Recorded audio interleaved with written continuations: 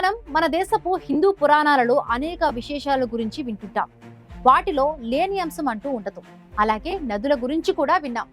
నదులు ఆకాశం నుంచి వచ్చి పడుతూ ఉండటం, భూగర్భం నుంచి పుట్టుకురావడం, కొండలో నుంచి మంచు కరిగి గ్లేషియర్లుగా ప్రవహించడం, సముద్రపు అంతర్భాగంలోనూ వేగంగా ప్రవహించడం లాంటి విషయాలు తెలుసుకున్నాం. కలియుగ దైవం వెంకటేశ్వరుడు కొలువైన తిరుమలలో ఆకాశగంగ గురించి కూడా చాలా విషయాలు విన్నాం. అంటే ఈ లెక్కన ఆకాశంలో కూడా నదులు ప్రవహిస్తాయని తెలుసుకున్నాం. అయితే మొన్నటి ఉత్తరాఖండ్, హిమాచల్ ప్రాంతాల్లో ఆకాశగంగ లాంటి ఫ్లయింగ్ రివర్స్ వల్లే భారీ వర్షాలు, వరదలు వచ్చాయని, ఆ నీటి వేగానికి భూమి కరిగి ల్యాండ్ స్లైడింగ్ జరగటం, కొండ చర్యలు విరిగిపడడం, భారీ ప్రాణ నష్టం జరిగిందని శాస్త్రవేత్తలు చెబుతున్నారు. ఆకాశంలోనూ నదులు ఉంటాయని, గతంలో వైనాడు లాంటి చోట్ల జరిగిన విలయానికి అవే కారణమని మనకు ముందే తెలిసినా ఇప్పుడు జరుగుతున్న జల విలయంతో మరొకసారి తెలుసుకున్నాం. నిజానికి ఈ సంవత్సరం దేశంలోని ఉత్తర భాగంలో భారీ వర్షాలు, వరదలు ముంచెత్తాయి, ఇంకా కొనసాగుతూ ఉన్నాయి. ప్రకృతి విపత్తుల కారణంగా వందలాది మంది ప్రాణాలు కోల్పోగా వేలాది మంది నిరాశ్రయులవుతూ ఉన్నారు. మన దేశంలోనే కాదు, దక్షిణ ఆసియా ప్రాంతంలోనూ ఇలాంటి మెరుపు వరదలు అసాధారణమేమీ కాదు. కానీ గతంలో వాటికి ఇప్పుడు జరుగుతున్న దానికి చాలా తేడాలున్నాయి. ఈ వైపరీత్యానికి వాతావరణ మార్పులే కారణమవుతూ ఉన్నాయి. ప్రతి ఏటా కురిసే ఋతుపవన వర్షపాతంలోనూ తీవ్రమైన ఊహించని మార్పులు వస్తూ ఉండటం వల్లే ఒక్కసారిగా తీవ్ర పరిణామాలు జరిగిపోతున్నాయి. తక్కువ వ్యవధిలోనే కుండబద్దలైనట్టు భారీ వర్షాలు కురవడం, సుదీర్ఘకాలం వర్షాలు లేకపోవడం వంటి అసాధారణ పరిస్థితులు ఏర్పడుతూ ఉన్నాయి. గ్లోబల్ వార్మింగ్ కారణంగా వాతావరణంలో తేమ గణనీయంగా పెరిగిపోతోంది. ఆ కారణంగా ఆకాశంలో అట్మాస్ఫియరిక్ రివర్స్ అనబడే భారీ నీటి ఆవిర్లు కమ్మేస్తున్నాయని, అవే క్లౌడ్ బరస్ట్ అవుతున్నాయని శాస్త్రవేత్తలు చెబుతున్నారు. వీటిని ఆకాశ నదులు లేదా ఫ్లయింగ్ రివర్స్ అని కూడా అంటుంటారు. మనకు తెలిసి భూమిపై 4/3 నీరే ఉంటుంది. ఆ మిగిలిన పావు భాగంలో కురిసిన వర్షపు నీరు కూడా నదులుగా మారి తిరిగి సముద్రాలలోనే కలుస్తోంది. అలా సముద్రాల వైపు ప్రవహించే నీరు గ్రావిటేషన్ పవర్ తో చాలా దూరం ప్రయాణిస్తున్నాయి. నది నీటి ఉష్ణోగ్రతలు సముద్రపు నీటిలోని ఉష్ణోగ్రతల కన్నా అధికంగా ఉంటాయి. అందువల్ల మహాసముద్రాల్లోని నీరు వేడెక్కినప్పుడు భారీ మొత్తంలో నీరు ఆవిరిగా మారుతుంది. ఆ ఆవిర్లు ఆకాశంలో కంటికి కనిపించని నీటి పాయలుగా ఏర్పడుతున్నాయి. వాతావరణంలోని దిగువ భాగంలో ఈ నీటి ఆవిరి భారీ పట్టీగా ఏర్పడి వేడి ప్రాంతం నుంచి చల్లని వాతావరణం వైపు కదులుతోంది. ఆపై ఆ చల్లని ప్రాంతంలో ఒక్కసారిగా వర్షం లేదా మంచుగా కురుస్తోంది. అది భారీ వరదలకు, మంచు చర్యలు విరిగిపడే విధ్వంసాలకి కారణమవుతోంది. నిజానికి ఓ పరిశోధనలో తేలింది ఏమిటంటే, భూమి మధ్యస్థ అక్షాంశాల మధ్య కదులుతున్న భారీ నీటి ఆవిరిలో 90% ఈ ఫ్లయింగ్ రివర్స్ మోసుకెళ్తూ ఉన్నాయి. అంటే ఆకాశంలో ప్రవహిస్తున్న ఈ ప్రవాహం ప్రపంచంలోని అతిపెద్ద నది అయిన అమెజాన్ ప్రవాహానికి దాదాపు 2 ఎక్కువని తేల్చారు పరిశోధకులు. అనేక కారణాలు, పరిణామాల కారణంగా భూమి వేగంగా వేడెక్కుతూ ఉండటంతో ఈ ఫ్లయింగ్ రివర్స్ పొడవు వెడల్పుల్లో భారీ పరిమాణంలో ఏర్పడుతూ ఉంటాయి. రాను రాను వీటి శక్తి పెరుగుతూ మరింత తీవ్రంగా మారుతున్నాయి. దాంతో ఈ ఫ్లయింగ్ రివర్స్ సృష్టించే బీభత్సం వల్ల ప్రపంచ వ్యాప్తంగా కోట్లాది మందిని ప్రమాదంలోకి నెడుతున్నాయని శాస్త్రవేత్తలు చెబుతున్నారు. మన దేశంలో హిందూ మహాసముద్రం వేడెక్కడంతో ఫ్లయింగ్ రివర్స్ ఏర్పడి జూన్ నుంచి సెప్టెంబర్ మధ్య వచ్చే ఋతుపవనాల ప్రభావాన్ని తీవ్రస్థాయిలో పెంచుతున్నాయని వాతావరణ నిపుణులు అంటున్నారు. 2023లో నేచర్ జర్నల్లో ప్రచురించిన ఒక అధ్యయనం ప్రకారం 1951 నుంచి 2020వ సంవత్సరం మధ్య భారతదేశంలో మొత్తం ఇలాంటివే 574 ఆకాశ నదులు ఏర్పడ్డాయి, ఇంకా ఏర్పడుతూనే ఉన్నాయి.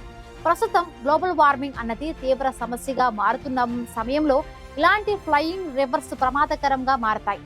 గత 2 దశాబ్దాల్లో ఏర్పడిన అత్యంత భారీ ఫ్లయింగ్ రివర్స్ భారతదేశంలో 80% వరదలకు కారణమయ్యాయని అధ్యయనం తెలిపింది.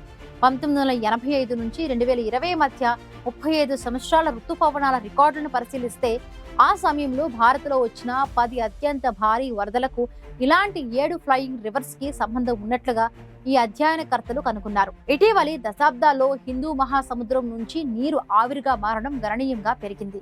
వాతావరణం వేడెక్కడం వల్ల తరచూ ఫ్లయింగ్ రివర్స్ ఏర్పడుతున్నాయి. అవి కురిపించే వర్షం క్లౌడ్ బరస్ట్ ను పోలి ఉంటుంది. దాంతో వచ్చే వరదలు కూడా తీవ్ర స్థాయిలో ఉంటున్నాయి.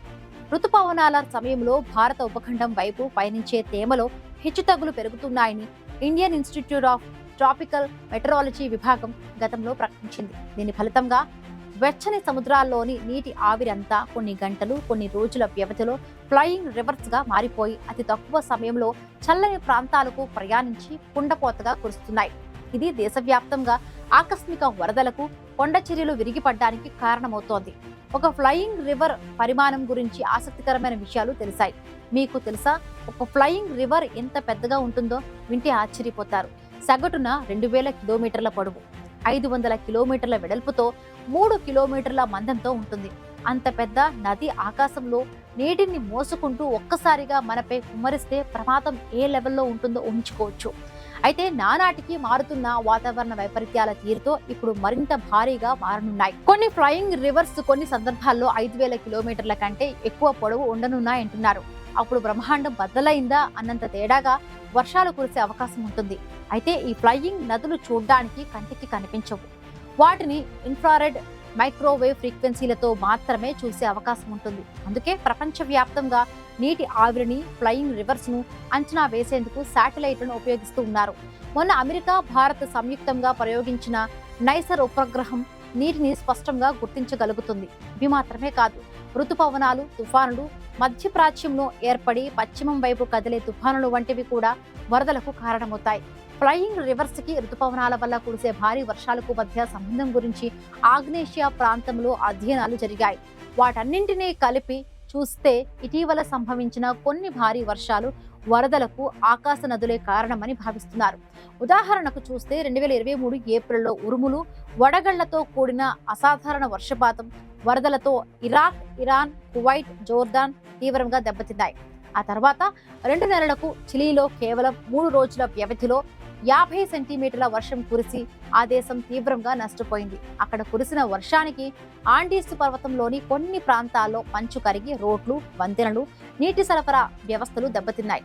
గత ఏడాది ఆస్ట్రేలియాలోని కొన్ని ప్రాంతాల్లో కురిసిన కుంభవృష్టి తీవ్రతను చూసిన వాతావరణ నిపుణులు దాన్ని రెయిన్ బాంబుగా అభివర్ణించారు. ఈ రెయిన్ బాంబు కారణంగా 20 మందికి పైగా మరణించగా వేలాది మంది నిరాశ్రయులయ్యారు. ఇక్కడ మరొక విషయం కూడా చూడాలంటున్నారు శాస్త్రవేత్తలు. వీటిలో అన్ని ఫ్లయింగ్ రివర్స్ హానికరం కాదు. ప్రత్యేకించి తీవ్రత తక్కువగా ఉండే వాటితో సమస్యలు ఉండవు. ఈ ఫ్లయింగ్ రివర్స్ సుదీర్ఘ కాలంగా కరువు ఎదుర్కొంటున్న ప్రాంతాల్లో కురిస్తే ఆ ప్రాంతానికి ప్రయోజనకరంగానే ఉంటుంది. మన అంతరిక్ష సంస్థ ఇస్రో ప్రయోగించిన ఉపగ్రహం కూడా ఇలాంటి విషయాలను పసిగట్టేందుకు వీలుంటుంది. దేశంలో జరగబోయే విపత్కర పరిస్థితులను అంచనా వేయడానికి అవకాశం ఉంటుందని అంటున్నారు వాతావరణ నిపుణులు. అయితే అది అంతరిక్షంలో ఇంకా స్థిరపడడానికి కాస్త సమయం పట్టే అవకాశం ఉంది.